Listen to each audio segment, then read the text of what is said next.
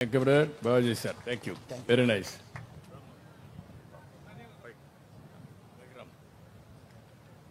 ITC వాళ్ళు wow ప్రాజెక్ట్ని నిర్మించారు.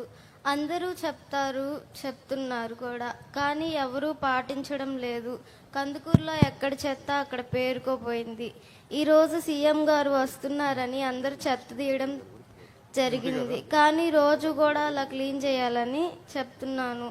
అందరూ మన ఊరు మనమే క్లీన్ చేసుకోవాలి, ఎందుకంటే భూమి మీద నివసిస్తున్నాం కాబట్టి. భూమి అనేది త్వరలో అంతరించిపోతుంది ఇలా ఉంటే. ఎందుకంటే సైన్స్ వాళ్ళు రీసెర్చ్ చేసి మాకు ఐటీసీ వాళ్ళు వచ్చి చెప్పడం జరిగింది, భూమి అంతా కూడా ప్లాస్టిక్తో కలుషితం అయిపోతుంది. అది ఆపాలని అనుకుంటున్నాను. నేను వచ్చే సంవత్సరం కూడా ఇలానే నా పాత పుస్తకాలు, పేపర్స్ రీసైక్లింగ్ ఇస్తాను. మీరు కూడా ఇక్కడ ఉన్న వాళ్ళందరూ పుస్తకాలు మరియు ప్లాస్టిక్ రీసైక్లింగ్ చేయడం వల్ల భూమి అంతా కూడా ప్లాస్టిక్తో కలుషితం అవ్వకుండా జరుగుతుంది. అలాగే మనల్ని మనమే కాపాడుకోవాలి. ధన్యవాదాలు. ఓకే అమ్మా, గుడ్. నీకేంటమ్మా స్ఫూర్తి ఎట్లా వచ్చిందమ్మా? నీకు ఎట్లా ఆలోచన ఎట్లా వచ్చింది? ఎందుకంటే ఇప్పుడు ఎవరు చెప్పారు, ఎట్లా ఆలోచన వచ్చింది? వాళ్ళకు కూడా ఒక మెసేజ్ ఇస్తే అందరు కూడా రాష్ట్రంలో అందరూ ఆలోచిస్తారు. నారాయణ ఒలింపియాడ్ స్కూల్లో చదువుతున్నాను సార్ నేను ఇక్కడ కందుకూరులో. ఓకే. అక్కడ నవంబర్ నెలలో ఐటీసీ వాళ్ళు వచ్చి వావ్ ప్రాజెక్ట్ ను నిర్మించారు.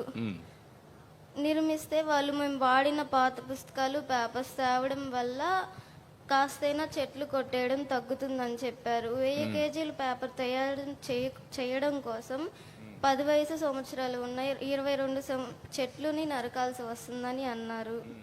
అందుకని నాకు ఇలా చెయ్యాలనిపించింది. కొన్ని చెట్లనే నా వల్ల సేవ్ అవుతాయి కదా. ఎంతమందికి చెప్పావమ్మా నువ్వు ఈ విషయం? చాలా మందికి చెప్పాను. చెప్పావమ్మా? విన్నారా నీ మాట? విన్నారు, బుక్స్ కూడా ఇచ్చారు సార్. ఎంతమంది ఉంటారమ్మా? ఎంతమంది విన్నారు? నువ్వు చెప్పినాక ఎంతమంది విన్నారు? ఒక 20 మంది అలా. 20 మంది విన్నారు. బుక్స్ కూడా ఇచ్చారు సార్. నీ పేరేంటమ్మా? దీప్తి, సన్నిపోయిన దీప్తి. దీప్తి చెప్పింది మీరు విన్నారు. ఒక సామాజిక స్పృహ, ఏదైతే పుస్తకాలు తయారు చేయాలంటే కాగిత పరిశ్రమ నుంచి వస్తాయి. కాగితాలు తయారు చేయాలంటే దానికి కావలసిన వుడ్ కావాలి, పల్ప్ కావాలి. అది చెట్ల నుంచి వస్తుంది. కాబట్టి చెట్లు నరికి ఆ చెట్లన్నీ కూడా పల్పుగా కన్వర్ట్ చేసి పేపర్గా తయారు చేస్తారు. ఐటీసీ ఈరోజు తీసుకునే ఉద్యమం పుస్తకాలను తీసుకుపోయి మళ్ళా పుస్తకాలు తయారు చేస్తారు, మళ్ళా పేపర్ తయారు చేస్తారు. దానివల్ల ఈరోజు చాలా వరకు చెట్లు నరికే పని పోతుంది. భవిష్యత్తులో మనం అందరం ఆక్సిజన్ కావాలి. చెట్లు ఆక్సిజన్ పీల్చుకుంటే, కార్బన్ డైఆక్సైడ్ పీల్చుకుంటే ఆక్సిజన్ వదిలిపెడతాయి. మనకు ఆ ఆక్సిజన్ అవసరం. అలాంటి వినూత్నమైన కార్యక్రమాలు వాళ్ళు చెప్పినప్పుడు దీప్తి స్పందించి ఆవిడ చేయడమే కాకుండా అందరి దగ్గర చేపించింది. ఈరోజు ఆవిడకు ఒక తృప్తి ఉంది, నా వల్ల ఒక మనిషిగా పుట్టాను, భూమిని కాపాడుతున్నాను, ఈ జన్మభూమి మనకు అన్నీ ఇస్తా ఉంది, అలాంటి భూమిని కాపాడాలి అనే బాధ్యత ప్రవర్తిస్తూ ఉంది. మీరంతా చెట్లు నరకడంలో చాలా బిజీగా ఉన్నారు, కానీ ఆ పాప చెట్లు నరకకుండా ఏం చేయాలో ఆలోచించే పరిస్థితిలో ఉంది. గట్టిగా చప్పట్లు కొట్టి ఇప్పటికైనా మనం రియలైజ్ కావాలి. కృతజ్ఞతలు సార్. ఏమ్మా? కృతజ్ఞతలు. థ్యాంక్ యూ అమ్మా, very nice, excellent, thank you. ధన్యవాదాలు సార్. మరి ఓడిఎఫ్ ఉన్నత స్థితి గ్రామాలలో మనకు అత్యంత అద్భుతంగా కార్యక్రమాలు నిర్వహిస్తున్న 4 గ్రామ పంచాయతీ సర్పంచులను కూడా మరి గౌరవ ముఖ్యమంత్రి వర్యులు అనుమతితో వారిని వేదిక మీదకు పిలుస్తాను సార్. అలాగే నెమలదిన్న గ్రామ పంచాయతీ సర్పంచ్ గారు రామచంద్ర గారిని, గుడ్లూరు గ్రామ పంచాయతీ సర్పంచ్ గారు శంకర్ గారిని, చిత్తలూరు గ్రామ పంచాయతీ సర్పంచ్ గారు విజయమ్మ గారిని, పున్నూరు గ్రామ పంచాయతీ సర్పంచ్ ఇందుకూరుపేట మండలం బాలకృష్ణ గారిని,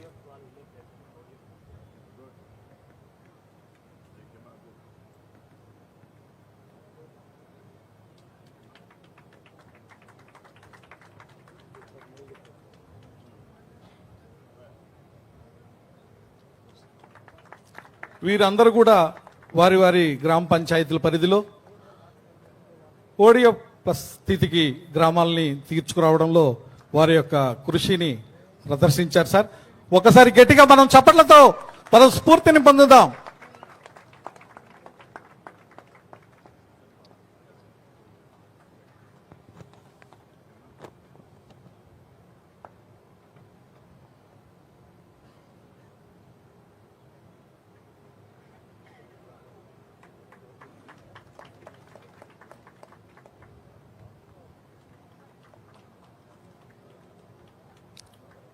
ధన్యవాదాలు సార్. ఇప్పుడు గౌరవ ఇప్పుడు సర్పంచులంతా కలిసి నలుగురు వచ్చారు, ఓడిఎఫ్ చేశారు. ఇప్పుడు ఓడిఎఫ్ ప్లస్లో కూడా వెళ్తున్నాం. ఇది 3వ నెల. నెల నెలకు ఇవి పెరుగుతాయి. నేను ఆ నలుగురి సర్పంచుల్ని మీ అందరి తరపున గట్టిగా అభినందిస్తున్నా. మీరు కూడా చప్పట్లు కొట్టి అభినందించాలి. సర్పంచ్ అనే వ్యక్తి గ్రామంలో మొదటి సిటిజన్.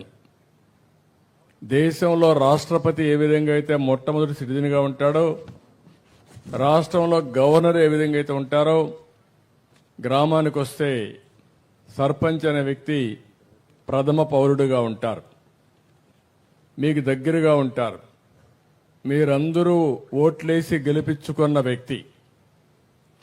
ఆయనకు వనరులు కూడా మీరు ఒకసారి చూస్తే రాష్ట్ర ప్రభుత్వం ఇచ్చే వనరులు ఉంటాయి, కేంద్ర ప్రభుత్వం తరపున ఫైనాన్స్ కమిషన్ ఇచ్చే డబ్బులు ఉంటాయి, నరేగా డబ్బులు వస్తాయి. ఇవన్నీ కూడా మైనింగ్ నుంచి కొంత డబ్బులు వస్తాయి. ఇవన్నీ కూడా పెట్టుకొని ఆ గ్రామాన్ని పరిశుభ్రమైన గ్రామంగా చేసే బాధ్యత సర్పంచులు తీసుకోవాల్సిన అవసరం ఉంది. ఈరోజు సిమెంట్ రోడ్లు వేసాం, ఎప్పుడో మరుగుదొడ్లు కట్టాం.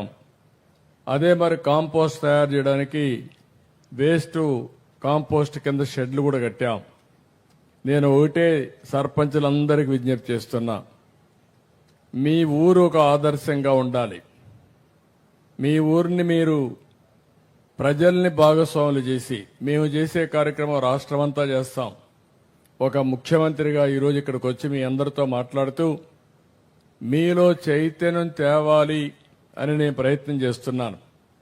నేను అడుగుతున్న అదే సర్పంచుల్ని, ఇది మీ బాధ్యత కాదా అని అడుగుతున్నా. మీ ఊర్లో చెత్తగానుంటే ఆ చెత్త పేరకపోవడానికి మీరే కారకులవుతారు. అదే మరి కనీస సదుపాయాలు, గ్రామానికి ఏం కావాలో అన్ని ఇవ్వాల్సిన బాధ్యత వాళ్ళ పైన ఉంది. మున్సిపాలిటీస్లో మున్సిపల్ అడ్మినిస్ట్రేషన్ పైన ఉంది. ఎవరైతే మున్సిపల్ చైర్మన్ గాని వీళ్ళందరి పైన ఉంటుంది. నేను ఒకటే చెప్తున్నా, అందరికీ ర్యాంకులు ఇస్తాం. ఏ ఊరికి ఎంత ర్యాంక్ ఇవ్వాలనో, ఎవరు ఎట్ట పనిచేశారో ఇస్తాం. అట్లని చెప్పి వాళ్ళకే వదిలిపెట్టి నేను వదిలిపెట్టిన కానీ నా ప్రయత్నం చేస్తానే ప్రభుత్వ యంత్రాంగాన్ని అంతా పనిచేపిస్తున్నాయి.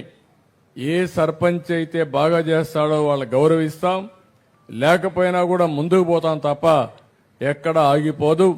ఈ రాష్ట్రాన్ని ఒక స్వచ్ఛ ఆంధ్రప్రదేశ్గా తయారు చేసే వరకు ఈ కార్యక్రమాన్ని కొనసాగిస్తామని మరొక్కసారి మీ అందరికీ హామీ ఇస్తూ దీనికి సర్పంచులు కూడా పూర్తిగా సహకరించాల్సిందిగా విజ్ఞప్తి చేస్తున్నాం.